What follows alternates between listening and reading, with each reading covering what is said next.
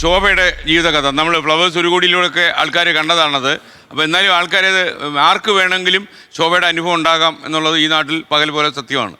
പെട്ടെന്ന് ആൾക്കാരെ ഓർമ്മ പുതുക്കാൻ വേണ്ടി എന്താ സംഭവിച്ചത്? ജാനുവരി 12, 2021 ശോഭ എന്ത് ചെയ്യായിരുന്നു ആ സമയത്ത്? ഞാൻ കൈത്തറി മേഖലയിലാണ് 15 വർഷമായിട്ട്. എനിക്കൊരു ബ്രാൻഡ് ഉണ്ട്, വീവേഴ്സ് വില്ലേജ് എന്ന് പറഞ്ഞു. അപ്പം രണ്ടാമത്തെ സ്ഥാപനം കോവിഡ് കഴിഞ്ഞ് നമ്മൾ റീ ഓപ്പൺ ചെയ്ത സമയം.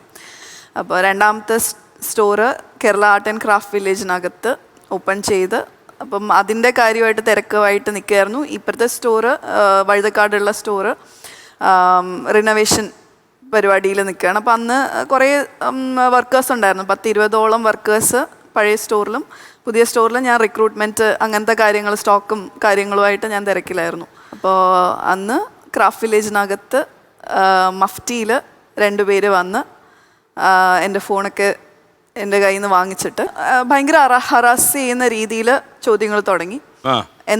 നീ എന്ത് തരം ബിസിനസ്സാണ് ചെയ്യുന്നത്, എന്ന് തുടങ്ങി നീ ഇങ്ങനത്തെ പരിപാടികൾ. അതും അപ്പോഴും എനിക്കൊരു ക്ലാരിറ്റി തന്നിട്ടില്ല.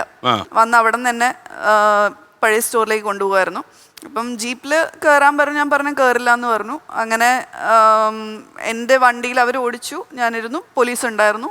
എനിക്ക് അപ്പോഴും എൻ്റെ ചിന്ത പെട്ടെന്ന് അച്ഛനും അമ്മേനെ പറ്റിയാണ്. ഫസ്റ്റ് തിങ് എനിക്ക് ചിന്ത പോകുന്നത് വയസ്സായ അച്ഛനും അമ്മയുണ്ട്.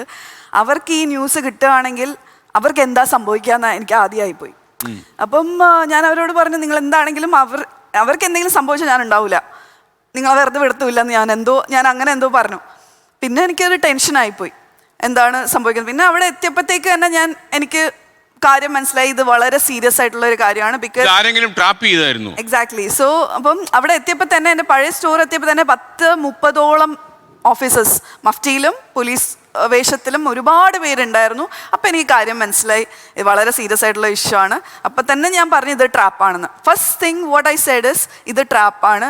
നിങ്ങൾ എനിക്ക് എൻ്റെ ഡിവോഴ്സ് കേസ് നടക്കുകയാണ്, അയാളായിരിക്കാം, അല്ലെങ്കിൽ അത് കഴിഞ്ഞിട്ട് എനിക്കൊരു പ്രപ്പോസൽ വന്നു, അയാളോട് ഞാൻ നോ പറഞ്ഞതിനെ കൊണ്ട് 1 വർഷമായിട്ട് എന്നെ നല്ല രീതിയിൽ ടോർച്ചർ ചെയ്യുന്നുണ്ട്, ചിലപ്പോൾ അയാളായിരിക്കാം എന്ന് പറഞ്ഞ് അകത്ത് പോകുമ്പോഴും അവരെന്നെ എന്തൊക്കെയോ എടുത്തുകൊണ്ടുവന്ന് കാണിക്കുന്നുണ്ട്. അത് എന്താണെന്ന് പോലും എനിക്കറിയത്തില്ല.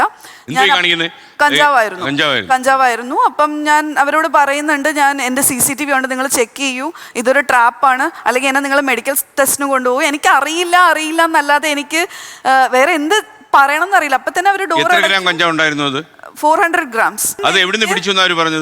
പല സ്ഥലത്തിലുണ്ടായിരുന്നു സ്റ്റോറിനകത്ത്, പല സ്ഥലത്ത്. പക്ഷെ എൻ്റെ സ്റ്റോറിനകത്ത് ഇല്ല, ഞാൻ അവിടെ ഇല്ല. ഞാനൊരു 25-30 കിലോമീറ്റർ അപ്പുറം വെള്ളാറെന്ന് പറഞ്ഞ കോവളം സ്ഥലത്തായിരുന്നു. വഴുതക്കാട് തന്നെ എൻ്റെ സ്റ്റോർ, തിരുവനന്തപുരത്ത്.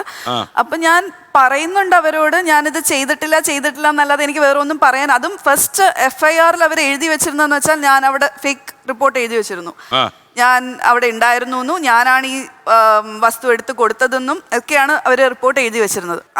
ശരിക്കും ഈ നമ്മൾ അവസാനം ഈ കഥയുടെ അന്ത്യത്തിൽ ഇത് പൊള്ളുന്ന ഒരു പരമാർത്ഥമാണല്ലോ. ഇതിന്റെ ഒടുവിൽ ഇത് ആരാണ് ഈ സാധനം അവിടെ കൊണ്ട് പ്ലേസ് ചെയ്തത്? അത് വിളിച്ചു പറഞ്ഞതും ഈ കൊണ്ട് വെച്ചതും എല്ലാം കൂടി 3 പേരാണ് ഇതിനകത്ത് ഉണ്ടായിരുന്നത്.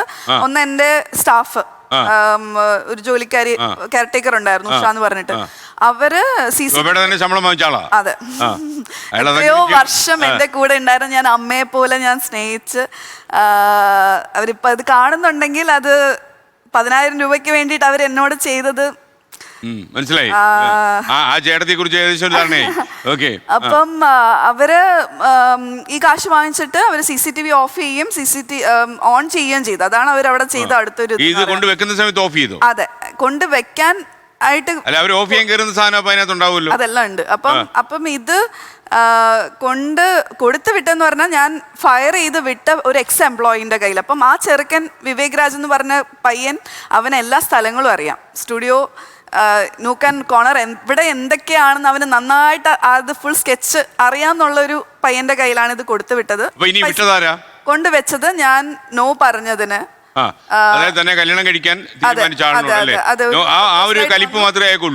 അതാണ് മെയിൻ ആയിട്ട് അക്സെപ്റ്റ് ചെയ്യാൻ പറ്റാത്തതിന്റെ ഒരു ഇതാണ്. അപ്പം ഹരീഷ് ഹരിദാസ് എന്ന് പറഞ്ഞ ലോർഡ്സ് ഹോസ്പിറ്റലിന്റെ MD ആയിരുന്നു, UK സിറ്റിസൺ ആണ്. ആളാണ് ഇത് നമ്മുടെ റാണി കേസിലെ പ്രതി അല്ലേ? അതെ, ഒന്നാം പ്രതി. അപ്പൊ ഈ പോലീസ് സ്റ്റേഷനിൽ 400 ഗ്രാം കൊണ്ടുവച്ചതിന്റെ ആദ്യ ദിവസം ഉണ്ടല്ലോ, ഈ പിടിച്ച ആദ്യ ദിവസം അവരെന്താ ചെയ്ത് മജിസ്ട്രേറ്റ് മുമ്പിൽ ഹാജരാക്കി? അല്ല, എന്നെ അത് കഴിഞ്ഞിട്ട് എന്റെ ഫ്ലാറ്റിലോട്ട് കൊണ്ടുപോയി തെളിവെടുക്കാൻ. അവിടെ ഫ്ലാറ്റിലും എന്തെങ്കിലും വെച്ചിട്ടുണ്ടോ എന്നൊക്കെ അറിയാൻ വേണ്ടിയിട്ട്. താങ്ക് ഗോഡ് അവിടെ സ്ട്രിക്ട്ലി CCTVയും സെക്യൂരിറ്റിയൊക്കെ ഉള്ളതുകൊണ്ട് അവിടെ കൊണ്ട് വെക്കാൻ പറ്റില്ല. അവിടെ ഫുൾ സെർച്ച് ചെയ്ത് ഫുൾ നശിപ്പിച്ച്, എൻ്റെ സ്റ്റുഡിയോ ആണെങ്കിലും അത്രയും നശിപ്പിച്ച്, ഭയങ്കര ട്രോമറ്റൈസിങ് ആയിട്ടുള്ള ഒരു കാര്യം തന്നെയായിരുന്നു. അപ്പം ഇവിടെ നിന്ന് എന്നെ അങ്ങോട്ടേക്ക് കൊണ്ടുപോകാൻ നേരത്തെ എൻ്റെ ബ്രദർ വന്നു.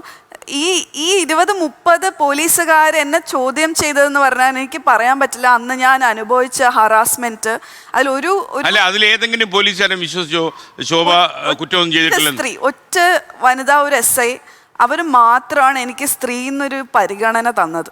ബാക്കി എല്ലാരും കുറ്റവാളിയായിട്ട് കണ്ടത്. കുറ്റവാളിനെയും കാട്ടി ചോദ്യം ചെയ്യലുണ്ടല്ലോ, അത് എനിക്ക് പറഞ്ഞറിയിക്കാൻ പറ്റില്ല. അത് ഇവിടെ ഇരിക്കുന്ന ഓരോരുത്തർക്കും അത് മനസ്സിലാവും, അവർക്കേ മനസ്സിലാവുള്ളൂ അതിന്റെ ഒരു പെയിൻ എന്താണെന്നും ഹ്യൂമിലിയേഷൻ എന്താണെന്നും നമ്മൾക്ക് അടുത്ത് നമ്മളെ എങ്ങോട്ടാണ് കൊണ്ടുപോകുന്നത് ഇതെന്താണെന്നും നമുക്കറിയില്ല. അതിനുശേഷം എൻ്റെ ഫ്ലാറ്റിൽ കൊണ്ടുപോയി, അവിടെ നിന്നൊന്നും കിട്ടിയില്ല. അതിനുശേഷം അവിടെ നിന്ന് പോലീസ് സ്റ്റേഷനിൽ കൊണ്ടുപോയായിരുന്നു. അപ്പോഴത്തേക്ക് എൻ്റെ ബ്രദറൊക്കെ എത്തി. അപ്പം ഈ പോകുന്ന വഴിക്ക് കാറിൽ വെച്ച്, അവിടെ ജീപ്പിൽ വെച്ചിട്ട് എൻ്റെ ബ്രദറിനോട് ആ SI ലേഡി പറഞ്ഞു അവൾ ചെയ്തിട്ടില്ല. അപ്പോൾ എന്നെ ഒബ്വിയസ്ലി എൻ്റെ അണ്ണാച്ചി എടുത്ത് ഞാൻ പറഞ്ഞു, അണ്ണാച്ചി ഞാൻ ചെയ്തിട്ട് അറിയാം.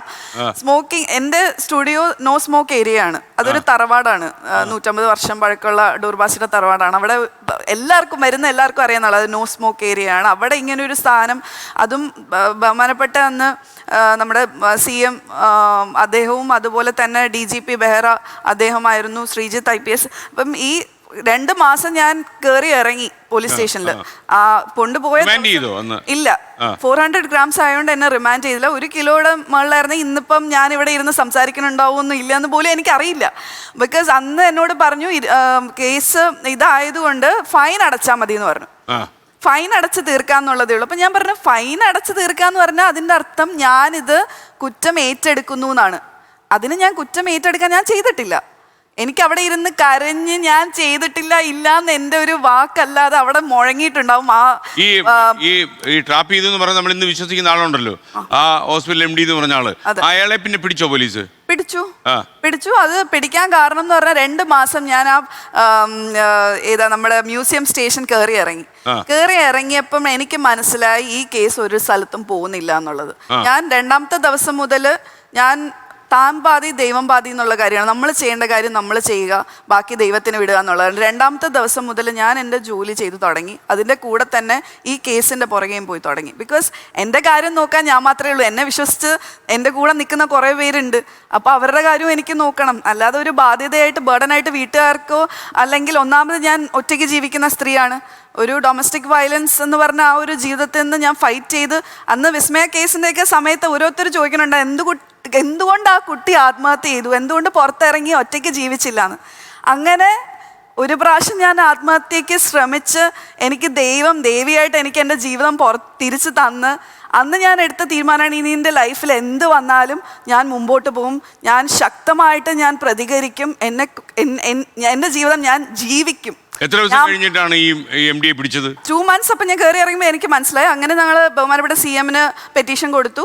ക്രൈം ബ്രാഞ്ചിലേക്ക് കേസ് മാറി. അവിടെയാണ് വഴി തിരിയുന്നതെന്ന് വേണമെങ്കിൽ പറയാം. DYSP അമ്മണിക്കുട്ടൻ എന്ന് പറഞ്ഞൊരു ഓഫീസർ വന്നു. വിത്തിൻ 3 months, അതായത് ടോട്ടൽ 6 monthsനകത്ത് ഈ കേസ് തെളിഞ്ഞു. ഈ പയ്യനെ അറസ്റ്റ് ചെയ്തു. അവൻ വന്നിട്ട് കൺഫസ് ചെയ്തു പല സ്ഥലത്തും. എന്നിട്ട് അവനെ പിടിച്ചു കൊണ്ടുവന്നപ്പോൾ തന്നെ അവൻ ബാത്റൂമിനകത്ത് ഫ്ലഷിനകത്ത് ഒരു പാക്കറ്റ് ഉണ്ടായിരുന്നു. അപ്പോൾ അതും കൂടി എടുത്തു കൊടുത്തു. അങ്ങനെ അവനെ പിടിച്ചു. പിന്നെ ടവർ ലൊക്കേഷൻ ഇത് ചെയ്തു. ഉഷ അവരെ അപ്പം എല്ലാവരെയും ചോദ്യം. 10,000 രൂപയ്ക്ക് വേണ്ടി ചെയ്ത അമ്മച്ചി പിടിച്ചോ?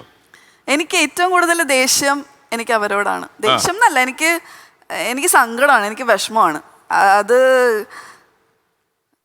ആരെ നമ്മൾ വിശ്വസിക്കുന്നുള്ള ഇന്നത്തെ കാലത്ത് ആരെയും നമുക്ക് വിശ്വസിക്കരുത്.